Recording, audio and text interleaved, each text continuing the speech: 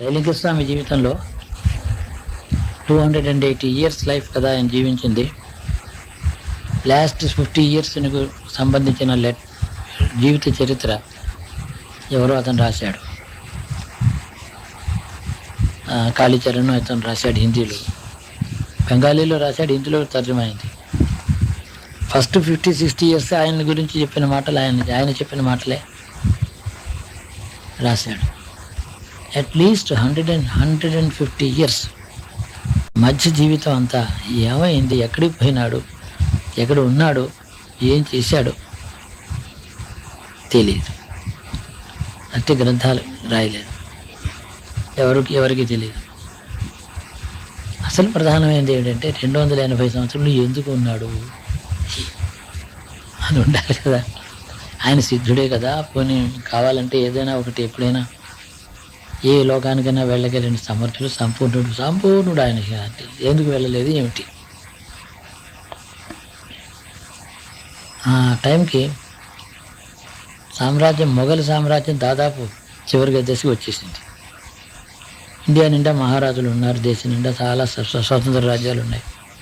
500-600 స్వతంత్ర రాజ్యాలు ఉన్నాయి. అప్పుడే నెమ్మదిగా ఈస్ట్ ఇండియా కంపెనీ అడుగు పెట్టడం మొదలెట్టారు. డచ్ వాళ్ళు వచ్చారు. కలియుగ ప్రారంభం అయ్యేప్పటికప్పుడే 4500 సంవత్సరాలు అయిపోయింది కదా. ఇంకా ఏదైనా భారతదేశాన్ని రివైవ్ చేయాలంటే ఈ స్వతంత్ర సంస్థానాలలో ఉండే మహారాజులందరూ, సామంతులు ఉన్నారు, జమీందారులు ఉన్నారు, రాజాస్ ఉన్నారు, వీళ్ళ చేతిలో ఉంది మొత్తం భారతదేశం అంతా. కాబట్టి ఏదో పాశ్చాత్య నాగరికత వస్తోంది, డచ్ అండ్ ఇంగ్లీష్ వస్తున్నారు, పోతున్నారు, ఫ్రెంచ్, వీళ్ళందరూ. వాళ్ళలో వాళ్ళకి ఐకమత్యం ఎలాగా లేదు కాబట్టి all of them will fight each other, they will quit. దానికి కావలసినటువంటి రాజతంత్రం to divide them and see that they quit, మనం ఏకం కావడం. ఇది చాలా ఉజ్వలమైన భవిష్యత్తు, బాగుంటుంది అని సంకల్పం చేసి ఆయన కేవలం ఒక 60 సంవత్సరములు నందాదేవి పర్వతానికి వెళ్ళిపోయి ఇన్యాక్సెసిబుల్ ప్లేస్తో ఆయన ఎవరక్కడికి మనుషులు కాళ్ళతో నడిచి వెళ్ళడానికి కానీ వీల్లేనటువంటి చోటికి యోగ బలంతో వెళ్ళి లోపల నుండి తపస్సు కేవలం చేశారు. ఆ తపస్సు ఓ విధంగా రివైవల్ ఆఫ్ ఆర్యన్ కల్చర్, భారతదేశం ఐకమత్యంలో ఉండాలనే సంకల్పంతో ఆయన చేసిన తపస్సు మనుషులందరూ కూడా చాలా మట్టుకు వాళ్ళకి అర్థం కాలేదు ఆయన స్కీమ్. నిజేదంటే సుమారు 100 సంవత్సరాలు మౌనంలోనే ఉన్నారు. అందులో దీనికోసమే తపస్సు ఒక 65-70 సంవత్సరాలు తపస్సు వేరే అక్కడ ఉన్నారు, వచ్చారు. వీళ్ళతో మాట్లాడే భాష నోరు ఓపెన్ చేసేటప్పటికి అప్పటికప్పుడే ఈ ప్రపంచ యుద్ధం 1850లో ఈ తిరుగుబాటు అవన్నీ జరిగినాయి. అంటే అదంతా మాట్లాడి యువతలకు వద్దాం, కాశీలో దారి చూసుకుని అక్కడ పెడదాం, అంతలోపల ఒక్కొక్క మహారాజుని ఒక విధంగా ఇన్ఫ్లుయెన్స్ చేద్దాం, కాశీలో ఆఖరి గడియలు అక్కడ ఒక 60 సంవత్సరంలో అక్కడ ఉంటే అక్కడికి అందరూ వచ్చి తన మెసేజ్ తీసుకుని పెడతారు అని ఇట్లాంటి భావాలతో అక్కడ ఉండిపోయినారు. సరే, ఆయన వచ్చిన కొద్ది రోజుల్లోనే ఈ ఫస్ట్ వార్ ఆఫ్ ఇండిపెండెన్స్ 1857 వచ్చి జరిగింది. ఆయన ఇంత లోపల అక్కడ వెళ్ళిపోయింది. 87కి 1887కి ఆయన వదిలిపెట్టి వెళ్ళిపోయారు. ఈ కాలంలో మంచిగా అంతకు రాకముందు ఉండేటువంటి కాలంలో ఎందుకు ఆయన అనుకున్నది జరగలేదు? ఏమిటి ఆయన ప్లాన్లో లోపం ఉండదు కదా. అంటే కలి ప్రభావం ఒకటి ఉంది. కలిలో ఇలాగ ఉండవలసినటువంటి విధి బ్రహ్మరాసిన రాతలాగా కలియుగ ధర్మం ఎలా జరగదు అలా వెళుతూ ఉంటుంది. అది ఒక పెద్ద మహాప్రవాహం. దాన్ని అడ్డుకోవడానికి ఒక వ్యక్తి చేయగలిగినటువంటి ప్రయత్నం ఓ విధంగా అదే ఇందాక నీతో అన్న మాటలే మళ్ళీ వివరం చెప్తున్నాను. కలి ప్రభావం వల్ల ఆయన సంకల్పం పూర్తిగా నెరవేరలేదు. అయితే ఆయన ఏమనుకున్నారంటే ఈ రాజవంశములన్నీ ఉన్నాయి కదా, అధికారం వీళ్ళ చేతిలోనే ఉంది, వాళ్ళ కాకపోతే రేపైనా వీళ్ళందరూ ఈ దేశాన్ని వదిలిపెట్టి వెళ్ళిపోతారు పాశ్చాత్యులు. ముస్లిం రాజ్యాలు మొఘల్ సామ్రాజ్యాలు అంతరించిపోయి మళ్ళీ ఈ భారతదేశంలో ముస్లిం పరిపాలన భవిష్యత్తులో ఉండదు, అది అయిపోయింది. ఉండబోయేది భారతీయుల పరిపాలన. ఈ రాజులు రాజవంశములు కనుక బలంగా ఉండేటట్టయితే బలంగా ఉండాలి, ఐకమత్యంగా ఉండాలి, వాళ్ళలో ఆర్యధర్మం ఉండాలి. 3 కారణాలు కనుక ఏకమైతే భారతదేశంలో తప్పకుండా ఉజ్వలమైనటువంటి భారతీయ సంస్కృతితో ఈ శాశ్వతంగా ఉంటుంది దేశం, ఆపదలన్నీ గడిచిపోతాయి అని అనుకుని ఆయన సుమారు ఒక 65 సంవత్సరాలు మౌనం పాటించి నందాదేవి పర్వతంలో తపస్సు చేసుకున్నటువంటి కాలంలో సంకల్పం చేసుకుని అప్పుడు తర్వాత ఆఖరి రోజుల్లో కాశీ వచ్చారు. కాశీ వచ్చిన కొద్ది రోజుల్లోనే ఈ 1857లో జరిగింది. ఆ తర్వాత 37 సంవత్సరాలు 35 సంవత్సరాల కంటే ఎక్కువ లేరు కదా, 57 నుంచి 87 అంతే కదా, వెళ్ళిపోయారు, 30 ఏళ్ళే ఉన్నారు. ఆయన జీవిత చరిత్ర అంతా ఆఖరి రోజుల్లో జరిగిన ఏవో తమాషాలు మహత్తులు అవే చూపించారు, అంతగానే లేదు. ఫర్ ఎగ్జాంపుల్ మహారాజా ఉజ్జయిన్ వచ్చాడు.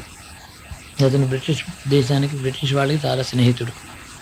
అతను వస్తూ ఎవరు ఇలాగా నీళ్ళలో తేలుతూ పడుకున్నాడు అంటే ఆయనకి ఆ మహారాజాకి చెప్పారు, అయ్యా ఈయన గొప్ప సిద్ధుడు అది ఇది, పడవ అక్కడికి పోనేయండి అన్నాడు, గంగలో వెడుతూ. ఆయన దగ్గరికి వెళ్ళిన తర్వాత ఆయన పడవ దగ్గర రాగానే ఆయన మనసు గ్రహించి గౌకని పడవలోకి ఈయన వచ్చి కూర్చున్నాడు నీళ్ళలోంచి. బాగానే ఉంది. సరే ఆయనేమో ఆ మహారాజా చాలా గౌరవంగానే, స్వామి మీరు గొప్ప సిద్ధులని విన్నాను, మాకు మీ ఆశీర్వాదాలు మాకు ఇవ్వండి.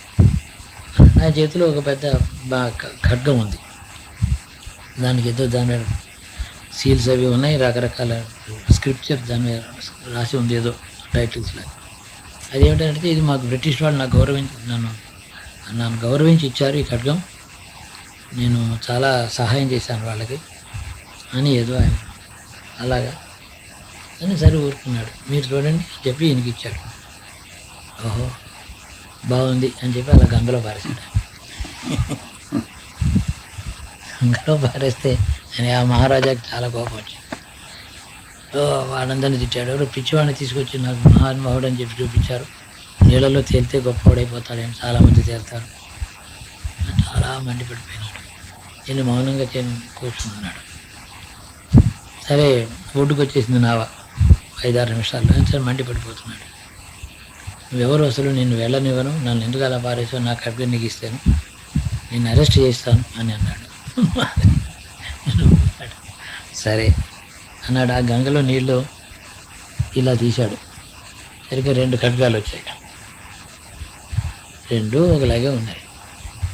నువ్వు చాలా కోపడుతున్నట్టుంది, నీ ఖడ్గం అసలు పారేశానని, ఇందులో ఏదో నీది గుర్తుపట్టగలవా కూడా. 2 నీళ్ళలోంచి తీయడం ఏమిటి? కంగారు పడిపోయాడు ఆయన. చూశాడు, ఏదో నాకు గుర్తుపట్టలేని, నా వల్ల కాదు. నీ ఖడ్గం ఏదో నువ్వు గుర్తుపట్టలేని వాడి చేతిలో పెట్టిన తర్వాత గుర్తుపట్టలేని వాడి, నా వస్తువే పోయిందని ఏడుస్తావి, నీదేదో తెలియ గుర్తుపట్టలేని వాడి నా ఖడ్గం పోయిందని ఏడుస్తావి, ఈ బుద్ధి లేదా చిన్నపిల్లవాడిలాగా అని తిట్టాడు. కాళ్ళ మీద పడ్డాడు. నాకు తెలియదు, ఒకటి అందులో పారేది, ఒకటి ఇది నీదే, రెండోది నా మాయ. అప్పుడు చాలా పొరపాటు పడ్డాడు, నా వల్ల అపరాధం జరిగింది, తిట్టాను, కోపడ్డాను. మళ్ళీ ఎలాగ మరి నాలాంటి వాళ్ళకి ఎలాగ అంటే ఇట్లాంటి మహత్తులు అవి రికార్డ్ అయినాయి ఆఖరి 30 years చాలా జరిగినాయి. అలాంటి ఒకటేమిటి అని సిద్ధయోగి అనేక రాజవంశములలో తన అంశను ప్రవేశపెట్టాడు. అది మోస్ట్ ఇంపార్టెంట్. తన అంశను ప్రవేశపెట్టాడు. ఆ దంపతులు వచ్చి దాన్ని పెడతారు, మహారాజు మహారాణి. తన అంశలు ప్రవేశపెట్టడం అంటే ఎలాగా, ఒక్క యోగ రహస్యం ఇక్కడ చెప్పదలుచుకున్నాడు.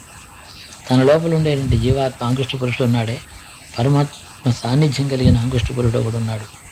అందులో పరమాత్మని ఆ అంకుష్ట పురుషుడు తనలో ఉండే జీవాత్మ, తనలో ఉండే అంకుష్ట పురుషుడు దర్శనం చేసి నేను 2 ఒకటే అని చెప్పి జ్ఞానం సంపాదించిన అంకుష్ట పురుషుడు. అందుకని విశ్వయోగి ఆయన, విశ్వమంతా వ్యాపించిన మహాత్ముడు ఆయన, విశ్వం వ్యాపించిన యోగి.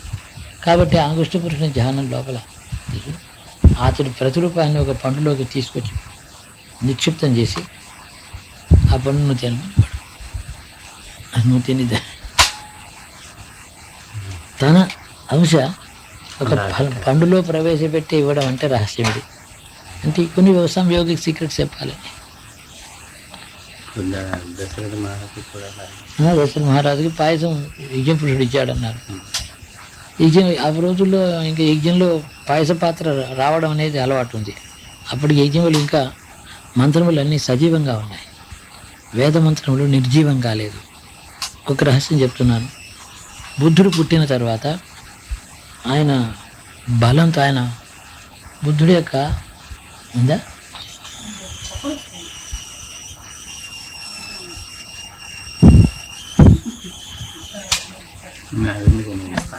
బుద్ధుడు తన యొక్క ఆత్మబలంతో ఆ తర్వాత నాగార్జునాచార్యుడు చాలా ఆయన ముఖ్యమైన శిష్యుల్లో, అంటే 2 శిష్యుడు కాదు 200 సంవత్సరాల తర్వాత వాడు.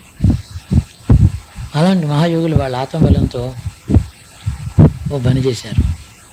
వేదమంత్రములలో ప్రాణశక్తి ఏ చైతన్యం ఉన్నదో దాన్ని వాళ్ళు సమాహరించుకున్నారు, వాళ్ళలో ఆకర్షించుకున్నారు.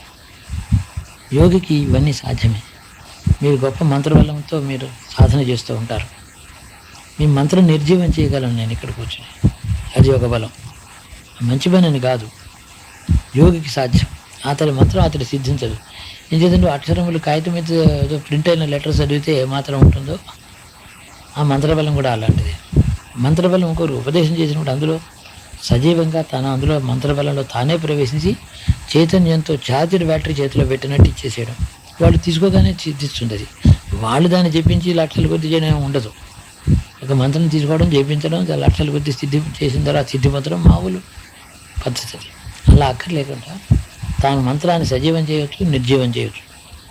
బుద్ధుడు అటువంటి చివరి మహాయోగి చివరి కాలంలో ఆయన అనేక యోగ బలములు శక్తులు ఉన్నాయి. ఈ వేదమంత్రం నిర్జీవం కావాలని అనుకున్నాడు ఆయన, నిర్జీవం చేశాడు. అందుకని వేదములన్నీ కూడా వాటిలో ప్రాణశక్తి లేకపోవడం చేత ఒకనాడు యజ్ఞ పురుషుడు పాయసం తీసుకొచ్చి మొదలు పెట్టడం అనేది ఉంది. అలాంటి ఆ మాటలే మిగిలాయి, మంత్రములు లాంగ్వేజే మిగిలింది. కానీ ఆనాటి ప్రాణం ఇందులో వాటిలో లేదు. కానీ అందువల్ల ఈ మంత్రములు హోమంలో మనం చేయాలంటే కూడా వాటిలో మళ్ళీ ప్రాణశక్తి ప్రవేశపెట్టి మంత్రములను ప్రాణప్రతిష్ఠ చేసిన తర్వాత ఆ మంత్రములతో హోమం చేస్తే కానీ బలం ఉండదు. అందుకని ఇప్పుడు జరిగే యజ్ఞములన్నీ కూడా 1% వాటికి ఎఫెక్టివ్. భక్తి వల్ల మామూలుగా ఎవరైనా ఆంజనేయ స్తోత్రం చదువుకుంటే వాడికి వచ్చే ఫలం వెళ్ళాడు. ఇది కూడా అలాంటిది. ఒకనాడు స్వర్గానికి చూపించి అగ్నిహోత్రుడు మనుషుని తీసుకెళ్ళి గోలోకానికి పొందించే శక్తి ఉందే, అది లేదు. అవి నిర్జీవమైనవి కాబట్టి వాటిని సజీవం చేయాలి, ప్రాణప్రతిష్ఠ చేయాలి. అందుకని ఏం చేశారంటే మామూలుగాను అవన్నీ తెలియని ఒక విధంగా ఆదిశంకరుడు ఈ విషయం తెలుసుకుని ఆయన ఏం చేశాడంటే, ఆదిశంకరుడు అంటే బుద్ధ అవతారానికి ముందుగా ఉన్నవాడే. తర్వాత 9వ శతాబ్దంలో 9వ శతాబ్దంలో వచ్చాడు ఇంకొకడు, ఆయన శంకరుడు అంటారు. ఆయనే మఠాలు స్థాపించారు. ఆయన ఏం చేశాడంటే వేదమంత్రములకి ముందరేమో కలశంలో నీళ్లు పోసి ఆ కలశంలోకి వేదములను ఆవాహన చేసి వాటికి ప్రాణప్రతిష్ఠ చేయాలి అని నిర్ణయం చేశాడు. అందుకని కలశంలో ఋగ్వేదో అథ యజుర్వేద సామయుధ అధర్వణ అంగైస్త కలిత సర్వే కలశాంబు సమాశ్రిత.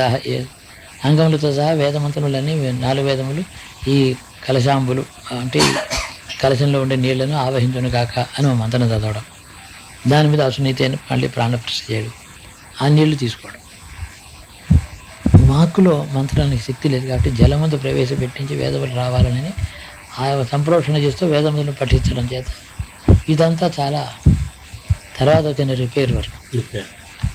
అయినా అది అంత ఈజీగా అవ్వటం లేదు. అయితే యజ్ఞం చేస్తే ఫలం వెంటనే కనపడాలి, అలా లేదు. అందుకని మంత్రములు వేదమంతా చదువుకుంటే వచ్చేటువంటి ఫలం కాదు, వేదమంత్రానికి ప్రాణప్రతిష్ఠ చేస్తే వచ్చేది. ఈ విధంగా జరిగింది. అందుకని ఈ స్వామి ఏం చేశారంటే అనేక మంది గొప్ప గొప్ప వంశములలో తన పురుషుడిని, అంకుష్ట పురుషుడిని ఆ ఫలంలో ప్రవేశపెట్టి ఆ మహారాణికి ఇవ్వడం. ఆ విధంగా అనేక రాజవంశములలో తన తేజస్సు ప్రవేశపెట్టాడు. కానీ రాజకీయమైనటువంటి మార్పు కలియుగ ధర్మం, కలియుగం ఉండే దాని ప్రాబల్యం చేత ఈ శతాబ్దం మారేటప్పటికి 20వ శతాబ్దం వచ్చేటప్పుడు 1910 వచ్చేటప్పటికి ఆయన ముందరే తెలిసిన ఓహో రాబోయే శతాబ్దం ఇప్పుడు అవదు 120-130 సంవత్సరాల దాకా ఆ సంకల్పాలు నెరవేరే అనుకూలమైన కాలం కాదు. ఈ రాజులు రాజవంశాలు కూడా ఉండవు. ఏదో ఈ బ్రిటిష్ వాళ్ళు అందరూ వెళ్ళిపోవడం, భారతదేశం స్వాతంత్రమైందని అనుకోవడం, అందులో నాస్తికవాదం, మ్లేచ్చులు చెలరేగిపోవడం, వాళ్ళకి హిందూ ధర్మం అంతా వాళ్ళ చేతిలో నలిగిపోవడం, ఇవన్నీ జరుగుతాయి. నేను చేయగలిగింది ఒకటేను, భవిష్యత్తుకి ఇలా జరగాలని సంకల్పం చేసిపోతానని. ఆయన చేసిన తపస్సు ఇలాగ ఫలించాలని చెప్పి ఇంకొకరి చేతిలో పెట్టి నువ్వు కొనసాగించమని చెప్పడం కోసం ఒక సంకల్పం చేసి ఆయన విరమించుకున్నారు 1887. ఈ సంకల్పం ఒక ప్రబలమైన సంకల్పం ఆయన చేసింది, సిద్ధించింది. మళ్ళీ మ్లేచ్చులు ఈ దేశాన్ని పరిపాలించకూడదు. చరిత్రలో ఈ ముస్లిం రాజ్యాలు ఈ దేశంలో ఉండకూడదు. ఎన్ని తప్పులు జరిగినా, ఎంత నాస్తికులైనా, ఎంత భ్రష్టులైనా హిందూ దేశ ప్రజలలో ఉండాలి. కావలసిందల్లా 4 తరాల తర్వాత హిందూ దేశ ప్రజలలో హిందుత్వము ఆర్యధర్మం ప్రబలిందంటే వీళ్ళ చేతిలో ఉంది కదా. 5వ తరం 6వ తరం వాళ్ళు దేశానికి పర్వాలేదు. మళ్ళీ మ్లేచ్ఛ ధర్మం ఇందులోకి రాకూడదు సంకల్పం చేసి ఆయన గంగలో ఆ సంకల్పాన్ని వదిలిపెట్టి ఆయన వెళ్ళిపోయారు. మహాయోగుల సంకల్పం ఇలా ఉంటుంది. దానికి ఇప్పుడు ఈ శతాబ్దంలో వాళ్ళు వెళ్ళిపోయారు కాబట్టి హిందూ రాజ్యాలలో ఆయన ప్రవేశపెట్టినటువంటి అంశాలు ఉన్నాయే, ఆ మహారాజులందరూ ఎవరికి ఫలం ఇచ్చాడో ఆ జీవులు మళ్ళీ పుట్టే కాలం వచ్చింది. మీరందరూ ఈ శరీరాలు వదిలిపెట్టండి, 60 ఏళ్ళు 70 ఏళ్ళు జీవిస్తారు, మీ రాజ్యాలే ఉండవని తెలిసిపోతుంది కాలం. ఈ కలితో యుద్ధం చేసే బదులు ఇంతకన్నా చాలా అనుకూలమైన కాలం భవిష్యత్తులో వస్తుంది, మీరు మళ్ళీ పుట్టండి, నేనుంటాను, మళ్ళీ సేవ చేయండి. ఆ విధంగా ఆయన సంకల్పం, నేనెక్కడికి పోతాను ఉంటాను, ఆ విధంగా సంకల్పం చేసి ఈ శతాబ్దం 21వ శతాబ్దంలో భవిష్యత్తులో నేను అన్నానే 32 ఏదో అన్నానే, ఆ సమయానికి ఆర్యధర్మంలో ఆర్యత్వం, ఆర్య సమాజంలో, ఆర్య ప్రజలలో, భారతీయ ప్రజలలో ఆర్యధర్మం మళ్ళీ పునరుజ్జీవితం కావడం, వీళ్ళలో పుట్టడం, పెరగడం ఈ ప్రజలు. అప్పుడు ఈ నాయకులే, ఈ మహారాజులే నాయకులే ఉండడం, నడిపించడం, ఈ విధంగా ఆర్యధర్మం నిలబడుతుంది. అప్పటికి నిర్జీవం అయిపోతాయి మిగతా ఈ మతాలన్నీ, క్రైస్తవం కానీ ఇస్లాం కానీ అంతర్యుద్ధాలతోనే పోతాయి. వీళ్ళు వెళ్ళి వాళ్ళని చంపే పని ఏం లేదు, వాటికి క్షీణదశ వస్తుంది, నా సంకల్పం నెరవేరుతుందని చెప్పి ఆయన వెళ్ళిపోయారు. జరిగిన కథ ఇది. అంటే ఆయన అనుకున్నా కూడా రాజకీయంలో భవిష్యత్తులో ఇలా ఉంటుంది, వీళ్ళు వెళ్ళిన నాస్తిక మతం వస్తుంది. అక్కడ కార్ల్ మార్క్స్ వీళ్ళు పుట్టారు కదా, నెహ్రూ మొదలైన వాళ్ళు మార్క్సిజం అనేటటువంటి పేరుతో వీళ్ళు ఉజ్వలమైన భవిష్యత్తు ప్రపంచానికి అది ఒకటే మార్గం అని అనుకున్నారు. ఈ మతాలు సంస్కృతి అర్థం కాలేదు. వాటి ఏమో ఈ భారతీయ హరిధర్మానికి, హిందూ ధర్మానికి, హిందూ మతానికి, వేద మతానికి లో ఉండేటువంటి ప్రజల్లో క్షీణదశ, మనుషుల్లో ఎవరిలో కూడా ఆ తేజస్సు లేదు, ఆ ధర్మం లేదు, ఆ పరిపాలన లేదు, ఆ స్వచ్ఛత లేదు, మూర్ఖులుగా ప్రవర్తిస్తున్నారు. ఏం చేతంటే వీళ్ళు పొల్యూట్ అయినారు.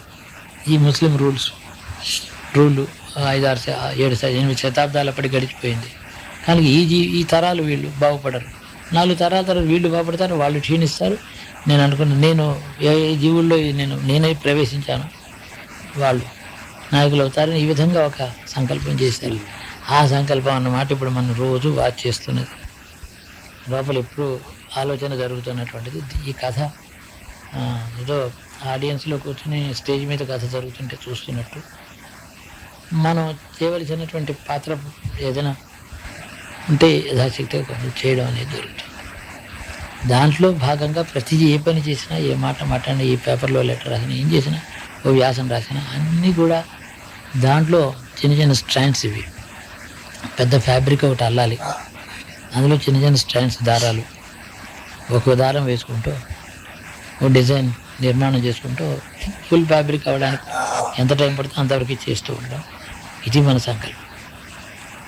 ఈ చిన్న పని చేసి చిన్న పిల్లలు పుట్టడం స్టార్ట్ అయ్యారు కదా, వాళ్ళు ఎక్స్క్లూసివ్ ఆర్మీ, అది మీ ఆర్మీ అది అవునంటుంది. వాళ్ళు ఎవరైతే ఆనాడు మహారాజుల వంశాలలో ఆయన తన తేజస్సును ప్రవేశపెట్టాడో ఆ శరీరాలు వదిలిపెట్టారు. అప్పటికి ఇంకేం కాలేదు, అయిపోయింది. అది ఏంటంటే 1857 వార్ అయింది, తర్వాత స్వతంత్రం వచ్చింది, అంటే 100 ఇయర్స్ నాటికి, 100 ఇయర్స్ తర్వాత అంటే 1947 దాకా మహారాజుల వంశాల్లో ఉన్నారు అలాంటి వాళ్ళు. వాళ్ళు వదిలిపెట్టారు. అంటే 1927, 28, 1929, 1932, 33 ఆ అంశాలన్నీ వెళ్ళిపోయాయి. ఒక్కొక్క రాజు, ఒక్కొక్క చక్రవర్తి, మహారాజు గొప్ప వాళ్ళు, ఉత్తమమైన గొప్ప వంశములవి, ఉత్తమ జాతికి సంబంధించిన వంశములవి. అందులో తన తేజస్సుని, యోగ బలాన్ని ప్రవేశపెట్టాడు. యోగి అయితే కానీ ఆర్యధర్మం యొక్క పూర్వము భవిష్యత్తు గ్రహించి దాని యొక్క ఇంపార్టెన్స్ ఏమిటో మానవ జాతికి అది గ్రహించలేకపోతాడు. ఊరిగా విషయం చెప్తే సరిపోదు, తానే తెలుసుకోవాలి కదా. అలాగా అనేక మంది మహారాజులు వెళ్ళిపోయారు. ఇప్పుడు మళ్ళీ శతాబ్దం చివరకు పుట్టుతున్నారు. అప్పుడే పుట్టడం మొదలుపెట్టారు. వీళ్ళ వల్ల వాళ్ళ యొక్క ఆర్మీ సుమారు 13-14 మంది అలాంటి వాళ్ళు వచ్చి వాళ్ళ వల్ల ఆర్యధర్మం ప్రజలలో మార్పు. ఉదాహరణకి నాస్తికవాదం ఇప్పుడు 50 ఏళ్ల నుంచి కమ్యూనిజం వచ్చింది. అది ఎందుకు పనికి రాదు, పని చేయదు. అది దానివల్ల కార్యసిద్ధి కలగదు, దేశానికి క్షేమం కాదు, పేదరికం పోదు, సంస్కృతి పునరుద్ధరణ కాదు, సాత్వికమైనటువంటి సుఖజీవనం సామాన్య ప్రజలకి అది ఇవ్వగలిగినటువంటి కాన్సెప్ట్ కాదు. ఇది ఎందుకు పనికిరాదు, ఇది ఒట్టిపోయిన ఆవు అని దాన్ని విసర్జించడానికి 2 తరాలు కావాలి, 3 తరాలు కావాలి. మనుషులకి ఒక్కొక్క అజ్ఞానం ఆవరించేటప్పటికి అది పోగొట్టడానికి ఎంతో టైం పడుతుంది. మురికి ఇలా బురదలో వెంటనే వేలు పెట్టడానికి సెకండ్ చాలు, కడుక్కోవడానికి 10 నిమిషాలు, మంచి నీళ్ళు వెతుక్కోవాలి, సబ్బు వెతుక్కోవాలి, తువ్వాలు వెతుక్కోవాలి. కాబట్టి ఇది కలియుగ ధర్మం. ఈ విధంగా భవిష్యత్తు దేశానికి మంచి రోజులు రావడానికి పునాదులే వేయబడుతున్నాయి. అన్నీ ఏ పని చేసినా టూకీగా ఇందాక మన వాళ్ళు వీళ్ళతో చెప్పుకుంటూ అక్కడ కూర్చున్నాను.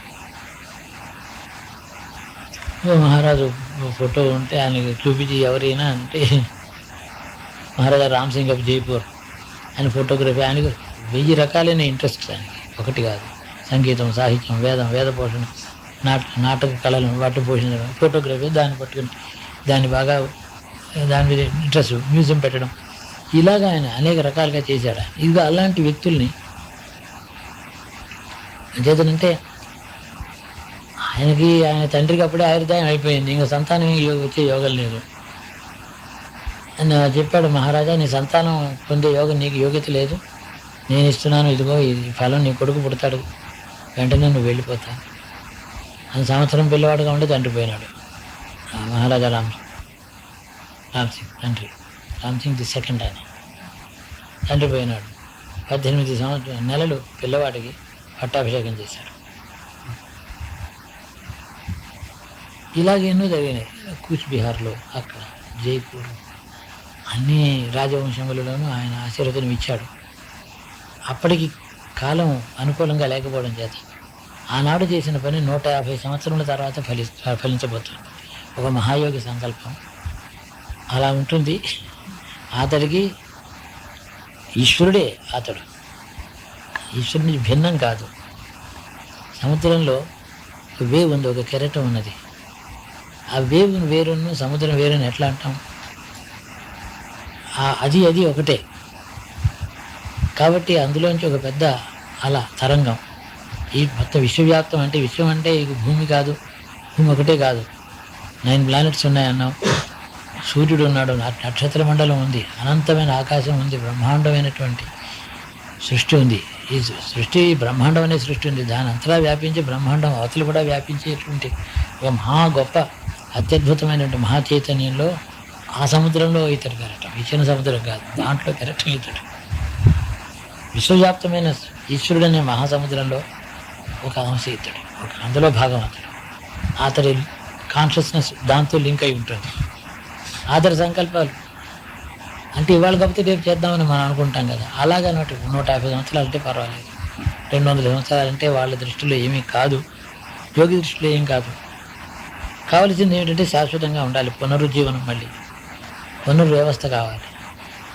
ఆ భావంతో ఆయన సంకల్పం చేశాడు. ఆ కథ నడుస్తుంది అని ఏదో సందర్భంలో వీళ్ళని కూర్చోబెట్టిన మాటలు చెబితే దాన్నే మళ్ళీ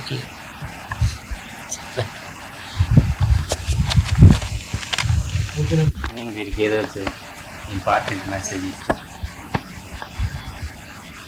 పూజలో ఉన్నప్పుడు మోక్షం అనేది బుద్ధి మనసుకి గోచరం ఏది జీవుడికి గోచరం కాదు, జీవుడికి గోచరం ఏది బుద్ధి మనసుకి తెలియదు. బుద్ధి మనసు గ్రహించి ఎంతో వేదాంతం చెప్తే కూడా ఒక ట్రిక్కులే జీవుడికి అందుతుంది.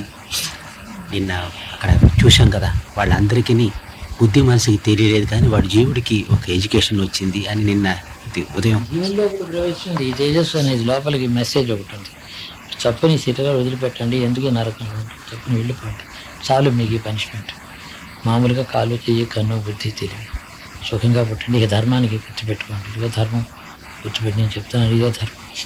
చూడండి ఇక్కడికి వచ్చే మనుషులు మీకోసం సేవ చేస్తున్నారే, వీళ్ళు పుణ్యాత్ములు, పుణ్యం ఇలా ఉంటుంది, పాపం ఇదిగో నీ శరీరం చూపు, పాపం అలా ఉంటుంది. ఈ మెసేజ్ వాళ్ళకి వెళ్ళడం కోసమే యాదృచ్ఛికంగా ఎందుకు జరిగిందో అక్కడికి వెళ్ళడం, 600 మందిని చూడడం, మన వెళ్ళడం వల్ల నిరుపయోగం ఏ పని కాదు, ఉపయోగం లేని ఏ చిన్న పని అడుగు తీసి అందులో అడుగు పెట్టడం అవసరం ఉంటుంది. ఆ ఫలం వాళ్ళకి లాభం. అందుకని నిన్న ఎక్స్ప్లెయిన్ చేశానని చెప్పి వీళ్ళకి చెప్పి, సో అసలు ప్రధానమైనది ఏంటంటే ఒక మాట అన్నాను, ఈశ్వరుడి సంకల్పం ఏమో ఓ జీవులారా ముక్తి పొందండి, నన్ను చేరుకోండి. మనుషుడి సంకల్పం ఏమో కర్మ పాపఫలం పుణ్యం మళ్ళీ పునర్జన్మ. ఇద్దరి సంకల్పంలో ఎవరికి బలం ఉంటుంది? చాలు, దానికంటే బలంగా ఉంటుందా నా అజ్ఞానం? నేను ఎంత అజ్ఞానం కావాలని బురదంతా ఒళ్ళు పూసుకొని జీవాత్మ అంతా పూసుకొని నేను మళ్ళీ ఒక జన్మెత్తాను 10 జన్మెత్తాను అనుకుంటే కూడా ఈ జన్మలన్నీ కూడా గబగబా 3 జన్మల్లో 3 దశాబ్దాల్లో 5 జన్మలు కానీ చేసేసి విధానం. ఈ వెలుగే అంటే అంధకారాన్ని జయించగలిగింది వెలుగే, కానీ వెలుగుకు ఉండే శక్తి అంధకారానికి ఉండదు. వెలుగు ఉన్నప్పుడేమో అంధకారం లేకుండా పోతుంది, వెలుగు లేనప్పుడే వెలుగు లేకపోవడం అనే పేరుకి అంధకారం, కానీ అంధకారం ఒక వస్తువు కాదు, వెలుగు అనేది ఒక వస్తువు. అంధకారం అనేది ఒక వస్తువు కాదు, అది వెలుగు అనేది. ఇప్పుడు అంతే కదా, ఇది వెలుగుతున్నాయి, పవర్ తీసుకొచ్చాం, ఏదో బల్బు పెట్టాం, ఫిలమెంట్ పెట్టాం, వెలుగు ఇది పాజిటివ్ క్వాంటిటీ, ఇది ఒక ఎంటిటీ అని తెలుస్తుంది కదా. Light is an entity, darkness is not an entity, is only the absence of light. ఎందుకని అంధకారం అంటే అజ్ఞానంతో ఉండే సృష్టిలో ముట్టుకుంటే స్విచ్ వేస్తే వెలుగు ఎలా వచ్చిందో, అది ల్యాంప్ పెడితే ఎలా వెలిగిందో, అలాగే ధ్యానం చేస్తే వెలిగేటువంటి ఈశ్వరుడు యొక్క తత్వం లోపల ఉంటుంది. ఆ స్విచ్ ఆన్ చేయడం నేర్చుకోవడం పేరే తపస్సు, యోగం. అది గురువు ఉన్నాడు, ఆ ఈశ్వరుడే ఉన్నాడు, తానే ఎరుగపరుచుకుంటాడు. అందరి నిమిత్తం గురువు నిమిత్తం మాత్రం. కాబట్టి ఈశ్వర సంకల్పాన్ని మీకు అందించి మీ లోపల వెలుగు చూపించేటటువంటి నిమిత్త మాత్రం ఊరిగా postman money order hand over చేసినట్టు అతను మన జేబులోంచి అతను ఇవ్వటం ఎవరో ఇచ్చారు. అలాగే ఈశ్వరుని యొక్క సంకల్పాన్ని ప్రజలకు చెప్పేవాడే గురువు అని. సంకల్పం అలాంటి ఈశ్వర సంకల్పం సృష్టి అంతా వ్యాపించి ఉండగా, బ్రహ్మాండం అంతా ఆయన అనుగ్రహంతో నిండి ఉండగా, మనుషుడు నేను నాకు అజ్ఞానంలోనే ఉంటాను, నేను పాపమే చేస్తాను ఇలా. కాబట్టి అలాంటి అనంతమైన మహాసముద్రం ఈశ్వరుడు అనే మహా చైతన్యంలో వారు వెర్రి జీవులారా మీరు చేసిన పాపం ఎంతటిదిరా, చాలు అంటే. లేకపోతే వీడికి కర్మ చాలా బలవత్తరం, కర్మ ఇంకా 35 ఏళ్ళు బతకాలంటే దేవుడు తప్పించగలడు, ఎవడు తప్పించగలడు? ఆ మాట అబద్ధం కదా, ఎవడు తప్పించలేకపోవడం ఏమిటి? ఇలాంటి మాటలు ఎప్పుడు మాట్లాడగలడు? కర్మ ఎవడు తప్పించగలడు, ఎందుకు తప్పించలేడు? ఏం కర్మ వీడిది? చాలా అల్పమైన కర్మ కదా అజ్ఞానం, వాడి అజ్ఞానం అంతా. కాబట్టి వాడికి వెలుగు చూపించి ఆయన సంకల్పం వాళ్ళకి కమ్యూనికేట్ చేయడమే. అదేవిధంగా జీవాత్మ ప్రతిబింబం ఒక ఫలంలో ఆవాహన చేసి ఆ పండు తినమని అంటే వాళ్ళకి ఎలా అవుతుందో, అది యోగ శక్తి అంటాం, యోగ బలం అంటాం, తపో బలం అంటాం. అన్నిటికీ వెనకాల బ్యాక్గ్రౌండ్ లేని ఒకటే ఉంది, చైతన్యం, ఈశ్వరుడి యొక్క మహా చైతన్యం. ఆ చైతన్యం పేరే జ్ఞానం, ఆ చైతన్యం పేరే సృష్టి, ఆ చైతన్యం పేరే స్థితి, ఆ చైతన్యం పేరే లయము, ఆ చైతన్యమే రక్షణ. అదే జ్ఞానం, అదే అంత దాంట్లో చూసిన అనేక ఆస్పెక్ట్స్. కాబట్టి సృష్టిలో వస్తువులు ప్రకాశిస్తాయి, కాంతి వస్తే ప్రతి వస్తువు కనపడుతుంది. దీన్ని ఏమంటున్నారంటే, ఇక్కడ కిటికీ, ఇక్కడ బొమ్మలు, ఇక్కడ పుస్తకాలు, ఇక్కడ అలమారాలు, కుర్చీలు, ఇవన్నీ కూడా వస్తువులు ప్రకాశిస్తున్నాయి. వస్తువుల్లో వాటి స్వయం ప్రకాశ శక్తి లేదు. జీవాహంకారంలో స్వయం ప్రకాశ శక్తి లేదు. అది వెలిగితే ఈ జీవాత్మ వెలుగుతుంది. అది ఎందుకు వెలగటం లేదు? అది వెలుగుతోంది, ఇతడు ముసుగు వేసుకున్నాడు. ఏ విధంగా వీటన్నిటి మీద నల్లని గుడ్డ కప్పితే అవి ఎలా ప్రకాశించవో, ఈ వెలుగు లైట్ ఉన్నప్పటికీ కూడా అది వెలుగుతున్న తన చుట్టూ అహంకారం, అజ్ఞానం, బుద్ధిహీనత అనేటువంటి తాను స్వరూప జ్ఞానం కోరుకోకపోవడం అనేటటువంటి బ్లాంకెట్ కప్పుకోవడం చేత ప్రకాశించడం లేదు. అది తీసేస్తే ప్రకాశిస్తుంది. అవిద్య నిర్మూలనము, స్వయం ప్రకాశక శక్తి అనే ఈశ్వరుని సన్యాసిని అక్కడ చూపించడం, దీన్ని ముక్తి అంటున్నాం. చాలా పెద్ద కాంప్లికేటెడ్ వ్యవహారం ఏం కాదు ఇది. అది సౌలభ్యం ఉన్నదని చెప్పడం దీని తాత్పర్యం. ఏమో అందులో ఎవడైనా తిన్నగా ఉత్తర జన్మెత్తి ఆ జన్మతో వాడు ముక్తి పొందుతాడేమో. అంత ప్రబోధం వాళ్ళకి ఇవ్వబడినప్పుడు ఏమో అది ఆ చివరి ఇంకొక జన్మెత్తి పాపం అంతా క్షయమైపోయిన తర్వాత. ఎందుకంటే ఏ జన్మలో సమస్త జన్మల మహాపాపం అనిపిస్తున్నారో ఆ స్వభావం మళ్ళీ అలాగే ఉంటే మళ్ళీ పాపం చేయవచ్చు కదా. కాలు చెయ్యి బుద్ధి ఉంటే మళ్ళీ పాపం చేయడానికి వీలు లేని స్థితిలో పాపబలం అనుభవించితే వాడి తొందరగా కర్మక్షేమం అవుతుంది, పాపక్షేమం అవుతుందని వారి దయ. వాళ్ళని మళ్ళీ తెలివితో కాలు చేయి స్వాధీనంగా ఆ బుద్ధికి ఒక టెండెన్సీ ఉంది. చాలా తీవ్రమైన పాపం చేశారు. తీవ్రమైన పాపం సడన్గా వాళ్ళు విచారపడలేదు. ఆఖరి గడియలో ఆ దుష్టబుద్ధితోనే పోయినారు. మరి ఇప్పుడు మళ్ళీ ఈ జన్మలో వాళ్ళకి కన్ను కాలు బుద్ధి ఉంటే ఆ డైరెక్షన్లోనే పెడతారు. కనుక వాడికి శరీరం మాత్రమే ఉండాలి, పశువు కంటే హీనంగా ఉండాలి, బుద్ధి పని చేయకూడదు, కాలు చేయి వచ్చి చీమని చంపడానికి కూడా వాడి స్వాధీనం కాకూడదు. అది ఈశ్వర సంకల్పం. ఎంత అద్భుతం ఈ సృష్టి రచన అని, సృష్టి యొక్క అడ్మినిస్ట్రేషన్ అద్భుతం మీకు చెప్తున్నాను. ఈ సత్యంలో ఈశ్వర శక్తి అంత గొప్పది. ఎవరు సంకల్పించారు? ఆ ఈశ్వరుడే చేస్తాడు ఆ పని. ప్రతి జీవుల్లోనూ అనుసరించిన ఒరే మంచి తెలివి దాంతో నీ బుద్ధితో పుట్టావంటే మళ్ళీ పాపం చేస్తావు. నీ టెండెన్సీ పోలేదురా, కాబట్టి నీకు బుద్ధి. దాన్ని ఏదో మెంటలీ మనం ఏదో అంటాం, ఏదేదో మనం మనం ఏదో సేవ చేసామనుకుంటాం. ఆ సేవ చేసే వాళ్ళందరూ కూడా రోజును వాళ్ళకి మాటలు చెప్పే ప్రయత్నం చేసేసి టీచర్సు, వాళ్ళు గురువులు, ఎందుకు పనికిరాని యోగ్యత లేని వాళ్ళని భవిష్యత్తు ఎంత రాసినా ఎలకతోటి తెలబడుతుందా, ఎంత ఉతికినా, అయినప్పటికీ కూడా వాళ్ళతో తమ ఎనర్జీ అంతా స్పెండ్ చేసేవాడు ఉన్నారే, వాళ్ళు గురువులు. ఇది వీళ్ళు పుణ్యం అంటే ఇలా చేసుకోవాలి, ఎందుకు పనికిరాను నన్ను ఈ జీవుడు. వాళ్ళకి చూడు నీ చుట్టూ నీ గురువులు ఉన్నారు చూసావా అని చెప్పడం, అలాగే తట్టి లేపడం కోసం అదొక జీవుడిగా అర్థమవుతుంది. చూడండి ఎవరెవరు ముందర ఎలా పెడతారు మీరు చూస్తారు భవిష్యత్తులో. ఇది అత్యద్భుతమైన ఈశ్వర సృష్టి రచనా విధానం. దానిని అలా కొనసాగించడం, అలా అడ్మినిస్ట్రేషన్ ఆ జీవులని గురించి అతడు చేస్తున్నటువంటి ఈశ్వరుడికి జీవుని మీద ఉండే శ్రద్ధలో జీవునికి ఈశ్వరుడు ఎంతో కోటి అంశం ఉంటే చాలు. కోటి అంశం 1/10 మిలియన్స్ ఉంటే చాలు. అతడి మీద ఈశ్వరుడికి ఉండే శ్రద్ధలో అతడికి ఈశ్వరుడి మీద, మొత్తం సృష్టి మీద ఉండేదంటూ కాదు. ఆ ఈశ్వర చైతన్యాన్ని అర్థం చేసుకోవడమే, ఇట్లా వస్తువు ఒకటి ఉన్నదనే జ్ఞానమే మనకి చాలు. దాంట్లోనే కర్మక్షేమం అద్భుతమైనటువంటి ప్రక్రియ. సరే మాటలు రావడం బుద్ధి అందు ఈ విజ్ఞానం ఉన్నప్పటికీ కూడా ఇది జీవాత్మకి దానికి రుచికరమైనటువంటి ఈశ్వరుని యొక్క వాక్యది. తాను ఈశ్వరుడు తన గురించి చెప్పుకునేటటువంటి మాటలు. కాబట్టి పరమసత్యం ఇందులో ఉంది. అపారమైన శక్తి ఉంది. రామబాణంలాగా చిన్నగా దూసుకుని వెళ్ళి జీవుని ప్రవేశిస్తుంది. వాళ్ళకి జీవుడిలో ఆ చిన్న మెసేజ్ ప్రవేశించేటట్టయితే పరమసత్యం జీవుల్లో ఎందుకు, శ్రోతకి ఎందుకు ప్రవేశించదు? తక్షణమే కర్మక్షయమైంది. సుస్వరూప జ్ఞానం అతడి కలుగుతుంది. మన శరీరానికి, బుద్ధికి, మనసుకి ఆ విషయం తెలియడానికి టైం పట్టొచ్చు, కానీ దానికి విషయం తెలియడానికి అది ఆకలితోనే ఉంది. జ్ఞానం అనే దాహంతో ఉంది ముఖ్యంగా. అప్పుడు ఇది సులభంగా పెడుతుంది. ఈ వైజ్ఞానిక దృష్టి, దీన్ని నిజమైన సైంటిఫిక్.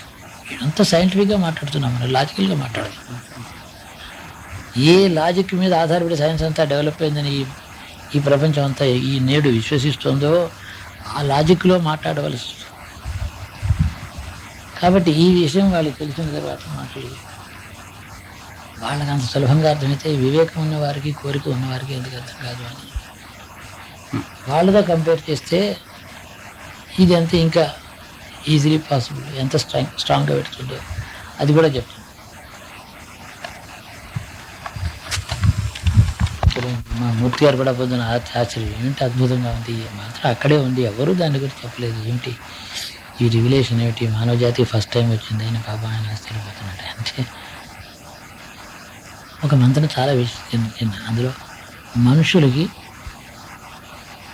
అద్దంలో వలె పరమాత్మ సాక్షాత్కరిస్తుంది. గంధర్వులు దేవతలకు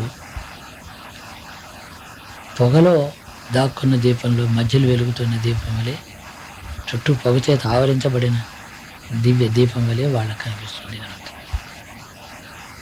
అంటే దేవతలకి ఈశ్వరుడు యొక్క సాక్షాత్కారం మనుషులకి అంత సులభంగా కాదు. అది ఎందుకు అని వ్యాఖ్యానం. ఈ దేవతలు మనకంటే గొప్పవాళ్ళు, మన వరాలు ఇస్తారు. ఏం వరాలు ఇస్తారు? శరీరం, నాకు ఇంకా పశు సంపద, ధనం కావాలి, సంతానం కావాలి, ఇవే కదా వాళ్ళు కలిగింది. నశ్వరమైన వస్తువులు ఇస్తారు, నశించే వస్తువులు ఇస్తారు. నశించిన వస్తువులు దేవతలు ఇవ్వలేరు. ఎందుకు ఏమిటంటే వాళ్ళు అపారమైన పుణ్యం చేసి ఈ భోగములే నిత్యం ఉండాలి అక్కడ అనుకుని కోరుకుని, ఇంద్రియములు లేకుండా ఇంద్రియముల యొక్క జ్ఞానం ఉండి, కన్ను లేకుండా కన్నునే జ్ఞానం, చెవులు లేకుండా చెవులనే జ్ఞానం, శ్రవణేంద్రియం సూక్ష్మంగా, ఇన్ని ఇంద్రియాలతో అపారమైన సుఖాన్ని అనుభవించే దేవతలు ఆ భోగమనేటువంటి ధూమంతో కప్పబడి ఉన్నాయి జీవాత్మలు. పరమాత్మ నశించే భోగాన్ని చేత ఆవరించబడి ఉంటే అది దర్శనీయం కాదు, పొగతో కప్పబడినటువంటి దీపం వల్ల కనపడతాడు. వాళ్ళకి ఆత్మదర్శనం అలా ఉంది. వాళ్ళకి భోగం అనేటటువంటి అవిద్య చేత ఆవరించబడింది, దానికి ఎంతో బలం ఉంది. ఇక్కడ మనకి భోగం కానీ సుఖం కానీ దుఃఖం కానీ అన్నీ అల్పమే. సాక్షాత్ ఏముడు చెప్తాడు, మనుషులకి ఆత్మదర్శనం అద్దం వల్లే కనపడుతుంది, దేవతలు కనపడతాయి. అది ఎంత గొప్ప రహస్యం.